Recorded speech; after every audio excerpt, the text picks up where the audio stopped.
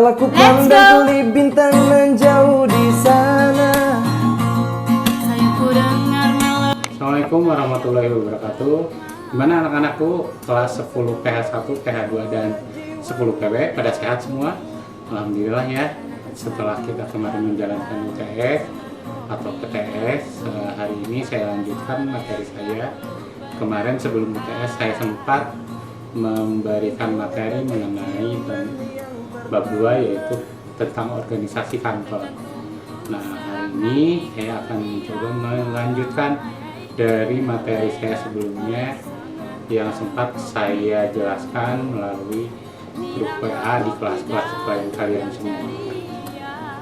Nah, beberapa bahasan di bab yang kedua itu ada 3 bahas atau 4 bahasan. Yang pertama yaitu saya bahas yang pertama itu pengertian organisasi itu apa. Yang kedua itu mengenai prinsip dasar dari sebuah organisasi kantor itu apa. Yang ketiga yaitu tentang bentuk organisasi seperti apa ya. Jadi perlu seperti yang kemarin saya bahas di awal, maksudnya organisasi ini adalah struktur perusahaan. Jadi setiap perusahaan pasti ada yang namanya organisasi, mulai dari siapa pimpinannya, siapa HRD-nya yang mengurusi tentang kepegawaian, siapa bagian keuangannya, bagaimana manajernya, seperti itu. Jadi ada beberapa bagian-bagian atau struktur yang ada di sebuah perusahaan. Ya, terkait dengan jurusan kalian, yang pertama yaitu jurusan perhotelan. Pasti nanti kalian istilahnya bekerja atau magang di organisasi yang namanya perhotelan. Ada yang namanya hotel, kita punya hotel yang namanya Palace Suite, itu ada manajemennya atau organisasi kantornya, atau misalnya Haris ada PT-nya apa, seperti itu. Begitupun untuk kalian yang jurusan pariwisata, misalnya kalian bekerja di pariwisata hiburan seperti Janggalan, itu ada PT-nya, PT Janggalan apa misalnya. Nah, itu ada organisasinya, mulai dari pimpinannya siapa, bagian pemasarannya siapa, ya, ataupun misalnya travel agent, sama pimpinan travel agent, misalnya apa yang kalian kenal, Panorama, siapa pimpinannya, siapa cabangnya di mana, bahkan sampai nanti ada organisasi cabang perusahaan seperti itu ya. Kita masuk ke bahasan yang pertama yaitu organisasi. Oke. Yang pertama yaitu bahasan kita yaitu pengertian organisasi. Secara etimologi, secara bahasa, istilah organisasi itu berasal dari bahasa Yunani yang berarti organon. Tapi ada juga dalam bahasa Latin yaitu organum. Jadi kalau dalam bahasa Yunani itu organon, kalau dalam bahasa Latin itu organum, yang artinya adalah bagian, alat, anggota, atau badan secara bahasa atau secara etimologi. Sedangkan secara definisi, organisasi adalah kesatuan susunan yang terdiri dari bagian-bagian dalam perkumpulan untuk mencapai sebuah tujuan tertentu. Jadi kalau ada sekelompok orang, sekelompok tim kerja yang bekerja bersama-sama, ya itu terus punya tujuan bersama, itu adalah disebut organisasi. Nah, di sini yang pertama secara etimologi, pengertian secara etimologi. Yang kedua, menurut para ahli, di sini ada 3 para ahli ya yang membahas tentang apa itu organisasi. Yang pertama menurut James D. Monnet ya. Dalam bukunya The Principle of Organization, ya, James mengatakan organisasi itu setiap bentuk perserikatan manusia atau orang yang berkumpul untuk mencapai tujuan tertentu, hampir sama dengan secara definisi tadi. Yang kedua, menurut Chester I. Bernard, ya, beliau mengatakan dalam bukunya The Function of the Executive bahwa organisasi adalah suatu sistem mengenai usaha-usaha kerja sama yang dilakukan oleh 2 orang atau lebih, ya. Jadi perkumpulan sama hampir mirip dengan pendapat James tadi. Yang ketiga menurut ahli J. William Schulze. J. William Schulze. Ya. Menurut William, organisasi itu suatu penggabungan dari orang-orang, benda-benda, alat-alat, perlengkapan, ruang kerja, dan segala sesuatu yang bertalian dengannya. Jadi bukan hanya orang saja menurut William. Tadi kalau menurut James sama Bernard itu hanya orang-orang. Lebih dari itu, William mengatakan bahwa kumpulan atau penggabungan orang-orang, benda-benda, alat-alat, perlengkapan, bahkan ruang kerja dan segala sesuatu yang bertalian dengannya yang dihimpun dalam hubungan yang teratur dan efektif untuk mencapai suatu tujuan yang diinginkan. Jadi intinya sih hampir sama mengenai perkumpulan orang-orang yang mempunyai tujuan tertentu. Yang selanjutnya itu menurut Kamus Besar Bahasa Indonesia. Jadi menurut Kamus Besar Bahasa Indonesia, ya, administrasi, ya, atau organisasi itu adalah suatu usaha kerjasama dalam sekelompok orang untuk mencapai tujuan tertentu.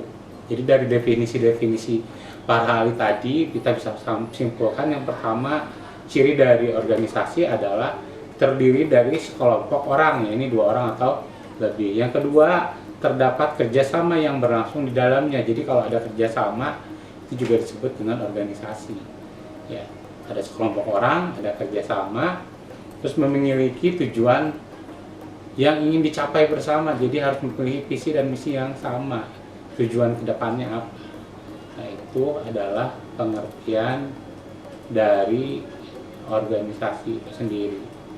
Ya, yang selanjutnya yaitu Bapak akan bahas tentang prinsip organisasi. Apa sih prinsip? Prinsip itu sesuatu yang dipegang teguh oleh sebuah organisasi supaya organisasi ini berjalan dengan baik. Jadi apa saja sih prinsip-prinsip atau hal-hal yang dipegang teguh oleh sebuah organisasi? Yang pertama kali yang harus dirumuskan adalah prinsip mengenai perumusan tujuan. Jadi ketika organisasi itu dibentuk, harus ada tujuan atau visi misi dari sebuah organisasi tersebut. Contoh saja misalnya hotel. Ketika seseorang membangun hotel, seseorang membangun travel agent, itu harus ada tujuannya apa? Pertama, hotel, untuk memfasilitasi orang-orang yang berpergian jauh sehingga bisa istirahat di hotel, sehingga kita akan memberikan pelayanan yang terbaik untuk para tamu hotel. Jadi hotel itu didirikan bukan semata-mata namanya usaha pasti profit, keuntungan, tapi tidak hanya itu, ada tujuan lain yang harus kita tentukan di awal oleh sebuah organisasi. Biasanya ini tertuang dalam sebuah visi misi perusahaan. Jadi mau dibawa kemana nih hotel yang kita akan bangun tersebut, dibawa kemana? Misalnya sebuah tempat pariwisata hiburan itu dibangun, contohnya di Jungle Land, tujuannya adalah menghibur masyarakat, tapi tujuan utamanya apa nanti dirumuskan oleh pengurus atau organisasi perusahaan tersebut, seperti itu. Yang kedua adalah pembagian kerja. Jadi ketika tadi saya katakan bahwa namanya organisasi itu ada bagian-bagiannya. Yang pertama, pimpinan sebagai pucuk tertinggi sebuah organisasi, dia yang mengatur seluruh kinerja dari sebuah perusahaan. Ada bagian HRD, Human Resource, yang mengurusi tentang kepegawaian. Ada lagi bagian finance, keuangan, yang mengurusi tentang keuangan. Ada lagi misalnya dalam hotel ada yang namanya tingkat manajerial, manajer food and beverage service, di mana nanti dia yang mengurusi atau bertanggung jawab tentang food and beverage service yang ada di hotel tersebut. Ada lagi bagian housekeeping, manajer housekeeping, dia yang bertanggung jawab tentang housekeeping atau kenyamanan layanan kamar yang ada di restoran di hotel tersebut. Atau contoh lain untuk dunia pariwisata, misalnya travel agent di sebuah perusahaan travel agent, siapa yang bagian reservasi untuk tiket pesawat, itu ada bagian-bagiannya ya, pembagian kerja, itu yang namanya organisasi, itu prinsip. Yang ketiga, prinsip organisasi adanya pendelegasian kewenangan. Jadi kewenangannya sampai mana? Contohnya marketing, kewenangannya atau kewenangan atau kekuasaannya dia mencakup tentang bidang promosi di sebuah perusahaan tersebut. Ada lagi bagian HRD, dia yang berwenang merekrut karyawan, misalnya di hotel yang kalian, misalnya kalian nanti magang, siapa yang bertanggung jawab memiliki wewenang di hotel tersebut dalam rangka perekrutan karyawan atau perekrutan kalian, PKL. Kalau di pihak hotel adalah bagian HRD ya, atau Human Resource Development ya, seperti itu. Yang selanjutnya keempat adalah prinsip rentang manajemen. Jadi harus ada manajemen ya, manajemen yang mengatur seluruh kinerja perusahaan ya. Manajemen itu yang mulai dari pimpinan sampai puncak tertinggi adalah operator ya. Kalau di hotel tuh misalnya paling tinggi adalah pimpinan hotel ya, atau disebut dengan banyak ya, ada direktur, ada apa ya, pokoknya dia headnya lah, atasannya. Terus di bawahnya ada yang namanya manajer, ada yang di bawahnya manajer, ada supervisor.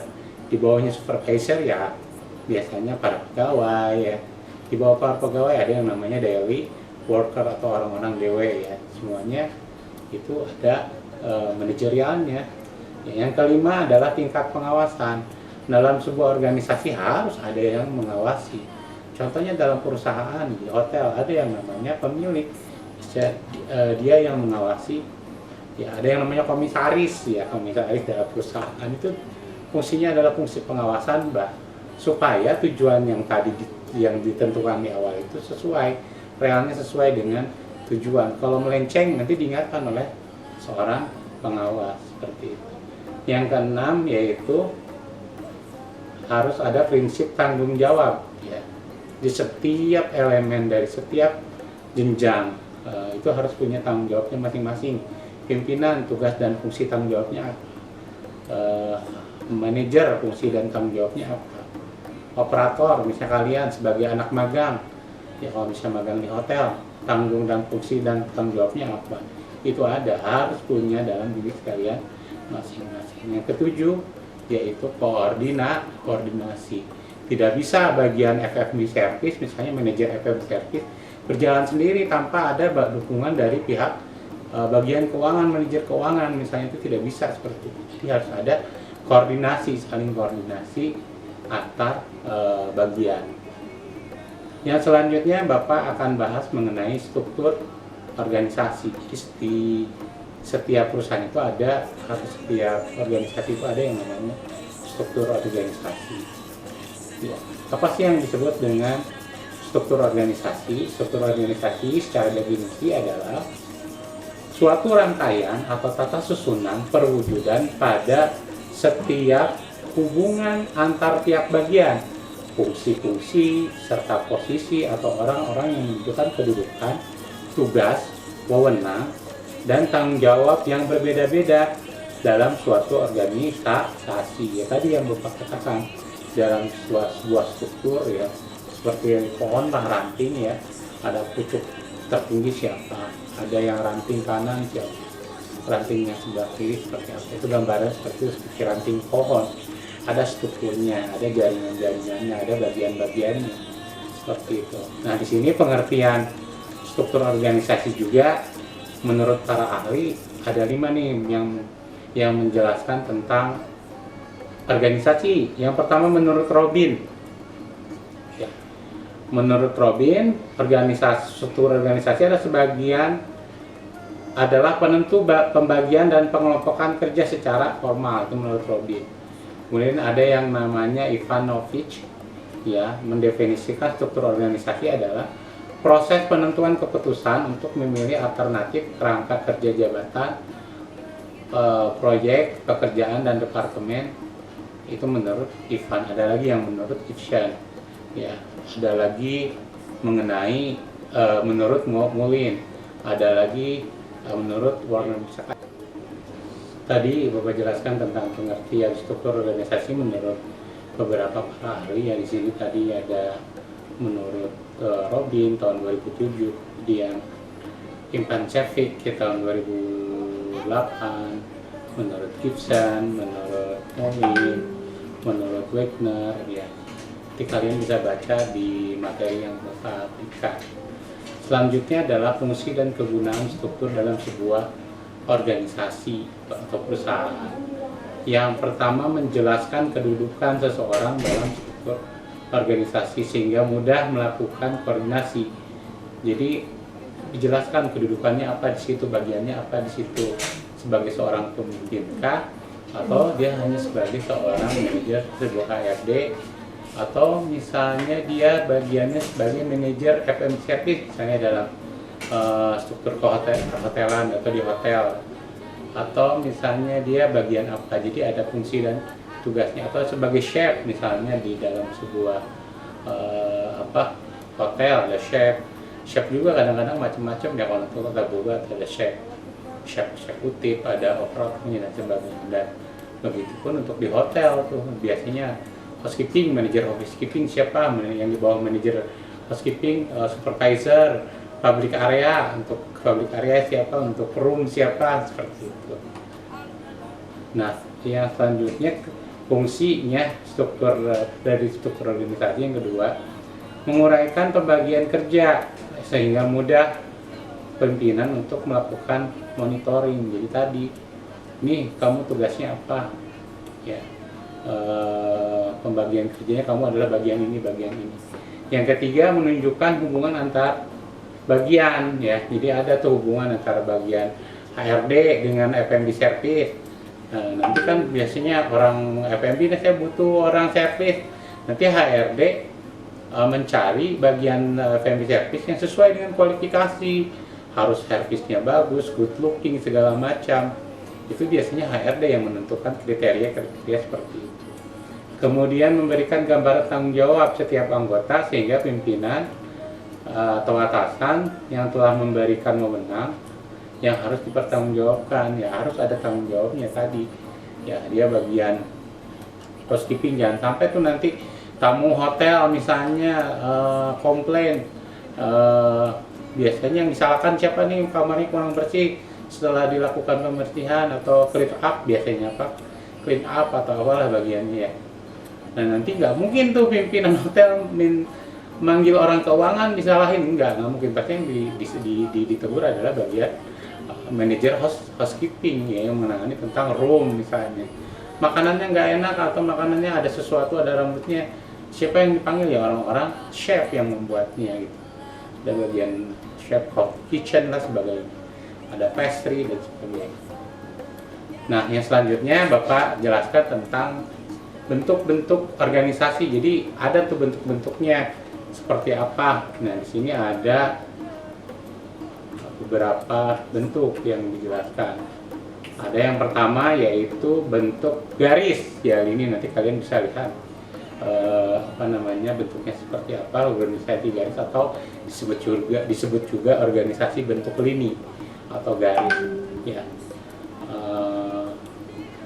biasanya ya ada pimpinan, ada kepala bagiannya, nanti setiap kepala bagian ada kepala seksi atau sebagainya, nanti gambarnya kalian bisa lihat sendiri. Ada kelebihan dari bentuk organisasi garis. Yang pertama, kesatuan perintah. Jadi karena tadi garisnya jelas, ya, dari atas ke bawah siapa kepala bagiannya, siapa kepala seksinya, siapa, gitu ya. Yang kedua, kelebihannya yaitu proses pengambilan keputusan dapat berjalan dengan baik dan cepat, karena satu arah. Yang ketiga, rasa ketidaksetiakawanan antar pegawai lebih tinggi karena tahu bagian ini bagian inisiatif satu bagian seperti itu. Sedangkan kekurangannya atau kelemahannya dari organisasi garis apel ini, yang pertama, seluruh organisasi sangat bergantung pada satu orang. Kalau misalnya pimpinannya nih, supervisornya sakit atau apa, biasanya kacau nih. Ya pak ini pak supervisor atau manajernya nggak bisa sakit, nggak bisa gerak tuh biasanya. Karena tadi biasanya dalam satu perintah dari atasan tergantung sama atasannya. Yang kedua, biasanya pimpinan cenderung otoriter, karena tadi satu garis. Ketika pimpinannya bilang A, ya anak buahnya atau di bawahnya harus A semua. Yang ketiga yaitu pegawai sulit berkembang karena yaitu mengikuti perintah karena satu garis itu tadi. Itu yang pertama adalah organisasi bentuk garis atau lini. Yang kedua, bentuk garis atau staff. Ya. Di sini bentuk garis itu agak berbeda memang ya dengan bentuk garis tadi. Ya. Kalian bisa lihat nanti di gambar, nanti bapak di materi kalian juga bisa dilihat. Ya hampir mirip sih ya dengan organisasi lini atau garis. Ya cuman sini bedanya ada penasehat hukum dan akuntansi publik. Ya kalian nanti mungkin bisa lihat di situ. Ya kelebihannya menggunakan organisasi staff ini, ya bentuk organisasi garis staff. Yang pertama memudahkan untuk mengambil keputusan yang tepat karena adanya staf ahli tadi yang saya bedanya dengan yang tadi karena tadi kalau organisasi garis mah satu garis, tapi kalau ini ada yang namanya penasehat ya. Yang kedua adalah cocok digunakan untuk organisasi atau perusahaan yang agak besar ya, yang memiliki tujuan dan tugas yang luas. Yang ketiga, lebih mudah untuk menerapkan konsep the right man on the right place, di mana apa artinya konsep the right man on the right place, di mana orang itu berada ya, orang yang tepat berada di lingkungan yang tepat atau tempat yang bagus ya. Sementara kekurangan dari struktur organisasi garis ini adalah ketidaksekawanan ya antar pegawai sulit dibina karena tadi luas, karena banyak kan banyak anggota-anggotanya. Yang kedua, koordinasi sulit karena rumit, susunan organisasinya jadi perusahaannya besar, jadi otomatis rantingnya itu jadi lebih besar ya. Seperti itu organisasi staff atau garis staff. Yang ketiga adalah organisasi bentuk fungsional. Nah ini biasanya lebih fleksibel nih bentuknya.